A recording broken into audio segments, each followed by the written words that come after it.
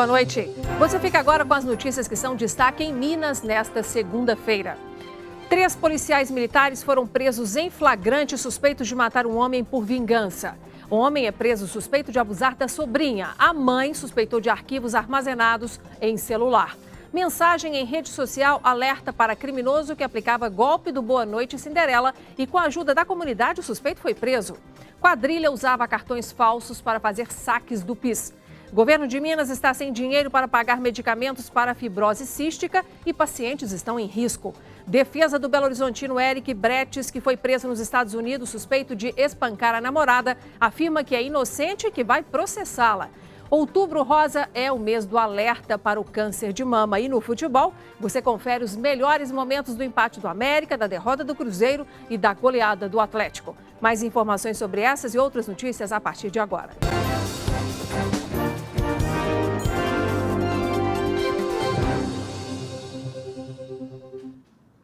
Três policiais militares foram presos em flagrante, suspeitos de matar um homem na zona rural de Piranga, na zona da Mata Mineira. Os PMs fugiram, mas foram localizados e confessaram.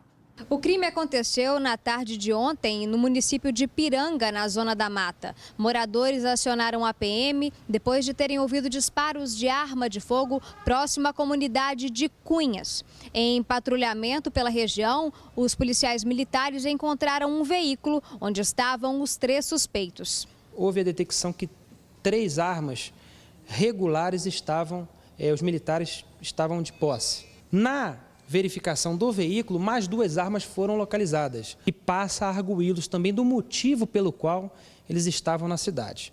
Uma primeira informação de que estariam se relacionando com algumas mulheres e logo em seguida, em face das contradições, a confissão do homicídio em sede de boletim de ocorrência. O assassinato seria uma forma de fazer justiça com as próprias mãos, já que a vítima, de 51 anos, que já tinha passagens pela polícia por porte ilegal de arma de fogo, estaria ameaçando a tia de um dos militares.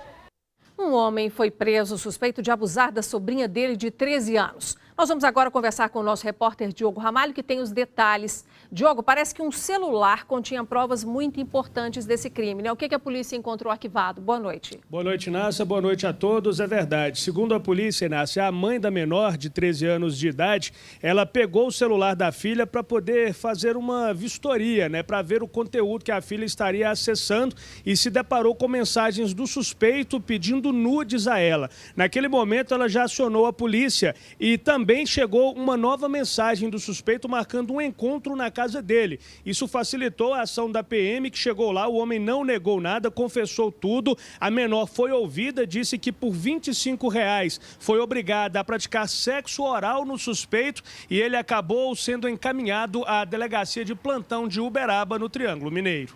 Barbaridade, hein, Diogo? Olha, daqui a pouquinho você vai voltar com outro destaque do nosso noticiário, tá? Ok. Bom, e várias moças foram alvo de um crime conhecido como Boa Noite Cinderela, no qual a vítima é dopada para facilitar o roubo. Um suspeito foi preso pela PM em Uberlândia, no Triângulo Mineiro, depois que uma mensagem foi publicada em rede social deixando a comunidade em alerta. Eduardo Leonardo da Silva, de 38 anos, foi preso pela polícia militar roubando garotas no centro de Uberlândia. O suspeito possui vários registros criminais pelo mesmo delito. Ele oferece bebida alcoólica com tranquilizante e quando as vítimas perdem os sentidos, ele as rouba. 2 mulheres que estavam próximas ao local do crime flagraram a ação, mas elas só perceberam que ele estava cometendo um delito porque outra vítima publicou um alerta em uma rede social. O crime aconteceu nessa região de bares, no centro de Uberlândia. O Eduardo abordava as vítimas, na maioria delas do sexo feminino. Ele chegava fazendo amizades, oferecia vinho. O que as garotas não sabiam é que a bebida estava batizada. Quando ele percebia que as vítimas estavam com sonolência, ele trazia elas aqui para trás dessa igreja, uma região mais tranquila, sem movimento. E quando elas pegavam no sono, aí que ele cometia o crime. Eu peguei e acionei a polícia. Liguei para a polícia, pedi para chamar um carro e o pessoal da polícia dando todo o apoio, pedindo para a gente segurar o rapaz para poder pegar ele em flagrante. Na mochila dele foi encontrada uma garrafa de vinho quase vazia e o tranquilizante usado para dopar as vítimas. Além disso, os militares ainda encontraram alguns documentos com a foto dele, mas com a identificação diferente, e os celulares roubados. As vítimas são irmãs, uma de 23 e outra de 13 anos. Elas foram socorridas e encaminhadas para a unidade médica. A comunidade terapêutica Restaurando Vidas, que presta serviços de reabilitação para idosos, deficientes mentais e dependentes químicos, foi alvo de denúncias de maus tratos na cidade de São Joaquim de Bicas, na Grande BH. A prefeitura disse que o local possui alvará sanitário, que é particular. O diretor da clínica, o pastor Emerson Gonçalves da Silva, foi preso ontem, juntamente com mais 2 empregados. A polícia apreendeu um revólver e munição. O pastor não tinha porte de arma. Os internos contaram à polícia que o pastor usava a arma para intimidá-los e que documentos pessoais ficavam retidos desses internos e que já tiveram, todos eles, aí saque não autorizado nas contas correntes. As testemunhas também reclamaram de falta de higiene e de alimentação ruim. Um novo golpe contra os recursos do PIS/PASEP surpreende até o Ministério Público do Trabalho. Uma quadrilha foi presa com dezenas de cartões falsos que eram usados para fazer saques indevidos, especialmente contra pessoas falecidas. O rombo estimado é de 27 milhões de reais. 9 pessoas foram presas e outras 2 estão foragidas. O grupo falsificou mais de 28 mil vínculos empregatícios por meio de documentos falsos que eram encaminhados ao Ministério do Trabalho. Utilizavam dados de pessoas falecidas e, através disso, eles informavam ao Ministério do Trabalho esses dados, como se fossem trabalhadores que tivessem direito ao abono salarial. Mais de 10 mil cartões da Caixa Econômica Federal, como estes, foram utilizados pela quadrilha, que fazia as retiradas em agências dos Correios. A quantidade de saques chamou a atenção da Polícia Federal. Numa determinada casa lotérica, por exemplo, houve o desbloqueio de cerca de 500 cartões de uma forma bem suspeita, um sequencial ao outro, com pouco tempo entre um desbloqueio e outro. Em 9 anos, os criminosos conseguiram fraudar 27 milhões de reais do Fundo de Amparo ao Trabalhador, o que pode ter prejudicado milhares de pessoas. A pessoa que foi lesada, ele vai descobrir no momento que ele for receber esse benefício, Ele vai precisar aí recorrer ou pedir dentro da própria Caixa para que seja feita essa apuração, já que não foi ele que fez o saque. Essa investigação, ela não deixa de ser um aprendizado para o próprio Ministério aí e que a gente possa melhorar os batimentos e poder evitar, novas fraudes desse tipo. Os investigados poderão responder por estelionato qualificado, por uso de documento falso e formação de quadrilha. A defesa do belo-horizontino Eric Bretz, que foi preso nos Estados Unidos na semana passada, suspeito de espancar a namorada, afirma que é inocente. Nós voltamos a falar com o nosso repórter Diogo Ramalho, que tem mais detalhes sobre o assunto. Diogo, quais são aí os argumentos que a defesa de Eric Bretz pretende usar no processo? Além de afirmar que o cliente é inocente, Nácia, a defesa afirma também que Eric Bretz vai processar a namorada Melissa Gentes por calúnia e difamação e que os ferimentos apresentados por ela não condizem com a agressão sofrida ou que ela diz que sofreu na versão da defesa. Além disso, eles também afirmam, Inácia, que Eric, na verdade, ao invés de ser o agressor, é a vítima e que foi agredido por Melissa Gentes após ingerir drogas e bebida alcoólica. É com você. Ok, Diogo, obrigada pelas informações. Há pelo menos 2 meses, os postos de saúde da capital estão sem estoque de preservativos. A escassez é provocada pela falta de repasses de verbas do Ministério da Saúde, segundo a Prefeitura.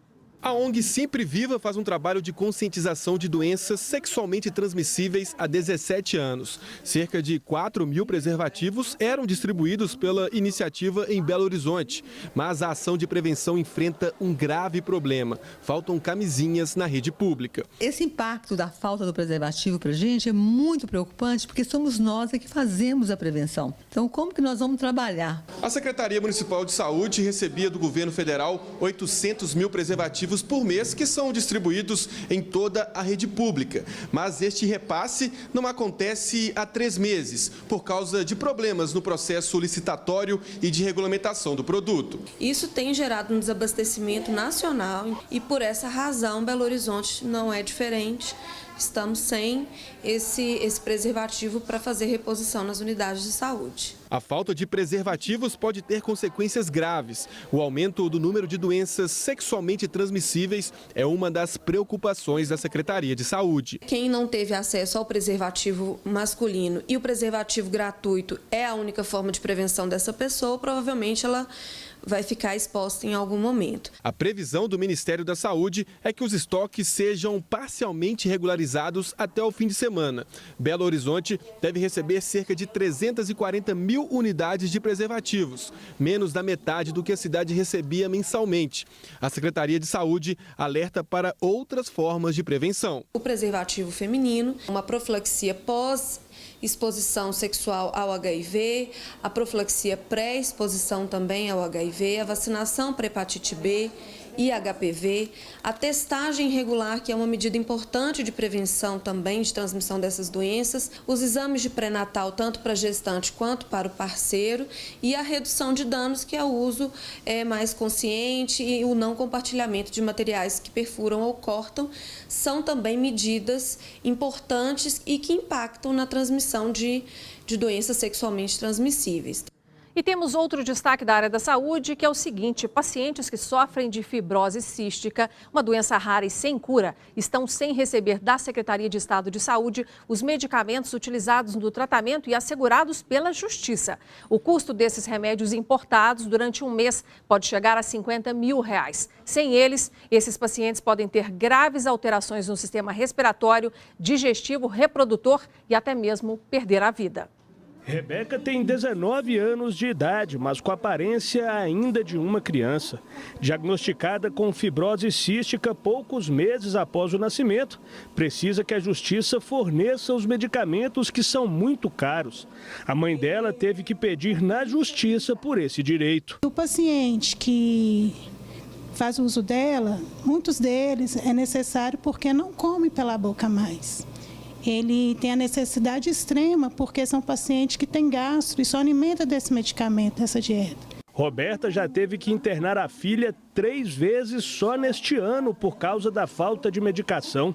Depois da última internação, ela teve que pegar emprestado este equipamento de oxigênio, que fica ligado à filha praticamente 24 horas por dia. Claudiana é presidente da AMAN, Associação Mineira de Assistência à Muscoviscidose e Fibrose Cística, e lamenta que, mesmo se tratando de uma doença que pode levar à morte, aqui em Minas há várias pessoas há mais de um ano sem medicamentos. A nossa função é a defesa do direito, do paciente ao acesso do tratamento adequado. Esta é a lista de medicação, dieta e materiais que deveriam ser fornecidos pelo Estado. São 53 ao todo e os 39 grifados estão indisponíveis. A Secretaria de Estado de Saúde não soube informar quantas pessoas têm a doença em Minas, mas explicou que 449 pacientes estão cadastrados para receberem a assistência do Estado. Segundo estimativas da AMAN, pelo menos 650 mineiros têm a doença, o que se torna uma situação difícil, porque sem o auxílio do Estado, o tratamento varia de R$10 mil a R$50 mil por mês. O problema é que enquanto a medicação não chega a quem necessita dela, o tempo vai passando e a expectativa de vida de quem tem fibrose cística ficando cada vez menor. É uma realidade que a gente tem que colocar. No Brasil, infelizmente, a expectativa de vida ainda é baixa, por essa questão mesmo da falta de acesso ao tratamento adequado. A minha filha toma mais de 13 tipos de medicamentos. Se a falta de algum dele acontecer, o quadro dela piora bastante, entendeu? Ela toma medicamento da hora que ela acorda até na hora que ela dorme. Por meio de nota, o Ministério Público de Minas Gerais informou que já entrou com pedido de pagamento de multa contra o Estado, mas que tenta negociar para que os medicamentos voltem a ser fornecidos. A Secretaria de Estado de Saúde informou que alguns medicamentos estão em falta por conta dos débitos com fornecedores e que o Estado enfrenta um forte déficit financeiro, refletindo em todos os seus órgãos, mas que há um esforço para honrar os compromissos. E depois do intervalo, você vai ver aí como foi a rodada do final de semana no Campeonato Brasileiro.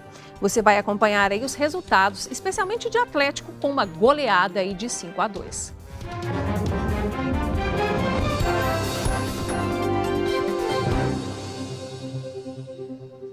Depois de 2 jogos sem vitória, o Atlético goleou o vice-lanterna do Campeonato Brasileiro, o Sport. A partida, que terminou em 5-2, deixa o Galo no grupo do G6, que classifica para a Libertadores. Desde o início do jogo, estava claro que o Atlético iria para cima do vice-lanterna Sport. Em apenas 5 minutos, o colombiano Chará teve 2 boas chances. Mas quem saiu na frente foi o Sport. Escanteio na área atleticana e Léo Silva desviou contra o próprio gol, 1-0. A vantagem dos visitantes durou 2 minutos. Chará fez grande jogada e deixou Elias numa boa para empatar, 1-1. O Atlético partiu em busca da virada, mas o goleiro Magrão fez boa defesa no chute de Casares. O problema é que o zagueiro Durval também resolveu usar o braço dentro da área. Pênalti para o Atlético. Na cobrança, Fábio Santos deslocou Magrão e virou o placar. Atlético 2-1. O drama do Sport aumentou com este belo gol do lateral Emerson. E ainda cabia mais. Durval cochilou e Casares aproveitou a bobeada para ampliar. 4-1. Definitivamente não era a tarde do veterano Durval. Aos 32 minutos, ele fez falta dura em Ricardo Oliveira e recebeu o segundo cartão amarelo, deixando o Sport com 1 a menos em campo. Mesmo com apenas 10 jogadores, o Sport foi guerreiro e descontou com Michel Bastos. Na defesa, Magrão brilhou mais uma vez neste chute de Chará. Mas a tarde era do Atlético. Passe de Casares e gol de Ricardo Oliveira. 5-2 e goleada atleticana. Depois de 2 jogos, o Atlético volta a vencer no reencontro com a torcida aqui no Independência e se aproxima da 5ª posição no Campeonato Brasileiro. Enquanto houver chance matemática, a gente sonha com título sim, a gente trabalha para isso. Se o nosso time tiver um nível competitivo alto, a gente tem chances muito boas aí de fazer uma sequência excelente nesse final de campeonato, porque a qualidade do time é grande. O América também jogou no fim de semana. Recebeu o Corinthians no Independência e terminou o jogo empatado em 0-0. O time paulista criou mais chances durante a partida e o Coelho se manteve na defensiva. Primeiro tempo de domínio corintiano. Pedrinho quase marcou aos 8 minutos de partida.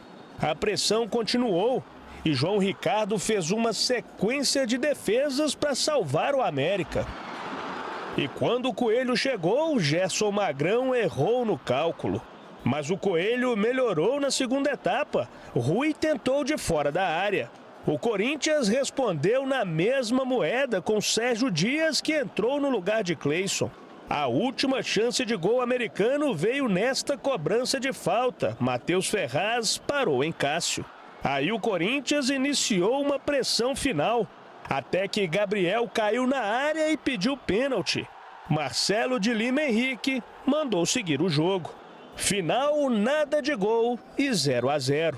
O Corinthians, quando criou oportunidades, não passou pelo goleiro João Ricardo e segue a 5 jogos sem vencer fora de casa no Campeonato Brasileiro. Já o América, apesar de estar algumas posições acima da zona de rebaixamento, faz as contas. Agora não dá para ficar lamentando. Essa consciência a gente sempre teve. Então restam 11 jogos, nós sabemos a pontuação que precisamos e vamos em busca dela.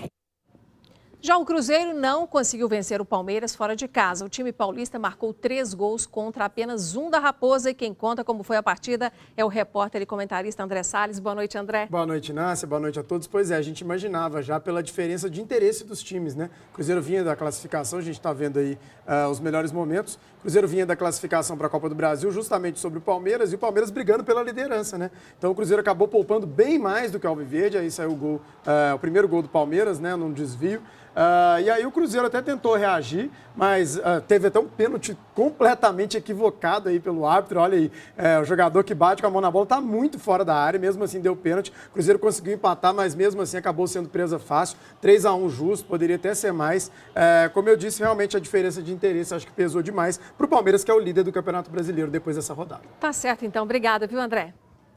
E o assunto agora é a diferença entre educação e ensino. Tem gente que acha que se trata da mesma coisa, mas nada melhor que o professor de física mais famoso do país para nos explicar qual é o papel da família e o da escola. Alô, amigos! Sempre digo para os meus colegas de profissão que para ser professor é preciso gostar de gente, de burburinho, de instabilidade, de administrar conflitos e fazer do desacato instrumento de reconciliação. E digo também que sem a participação efetiva da família na vida do educando, é pouco provável que a escola tenha muito sucesso. Porque na escola não se educa, espera-se que as crianças tragam a educação de casa. A educação tem que ser feita pelos pais. A função do professor é ensinar. Os problemas de disciplina estão a aumentar pela demissão dos pais na educação dos filhos. Responsabilize o seu filho pelo seu comportamento na escola e não lhe permita faltas de respeito com os professores.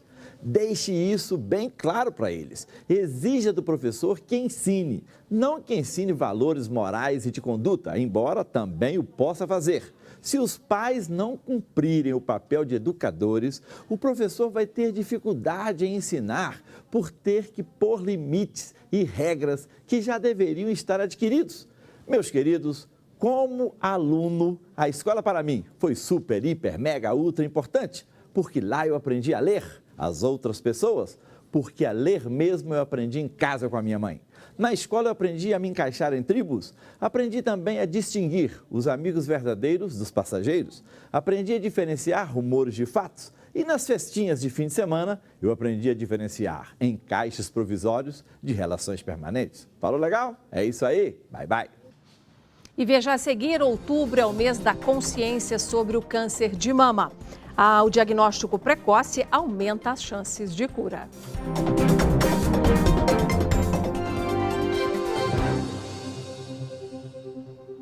10 mandados de prisão temporária e 36 de busca e apreensão foram cumpridos pelo Ministério Público hoje durante uma operação em 4 cidades do sul de Minas. Na lista de alvos estão policiais militares. A operação apura o envolvimento dos suspeitos no tráfico de armas, de drogas, lavagem de dinheiro e organização criminosa.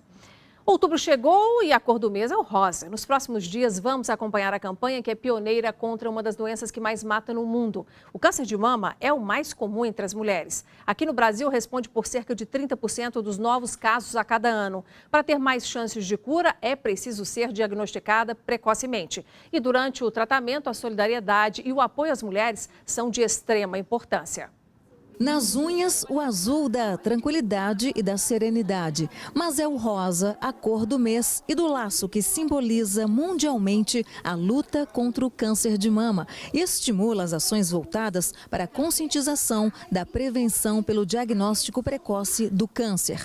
Ações como o deste spa, que proporcionou um dia especial para essas mulheres em tratamento em decorrência da doença. Como você está se sentindo hoje? Maravilhosa, diva. Eu acho muito bonito essa iniciativa delas, né?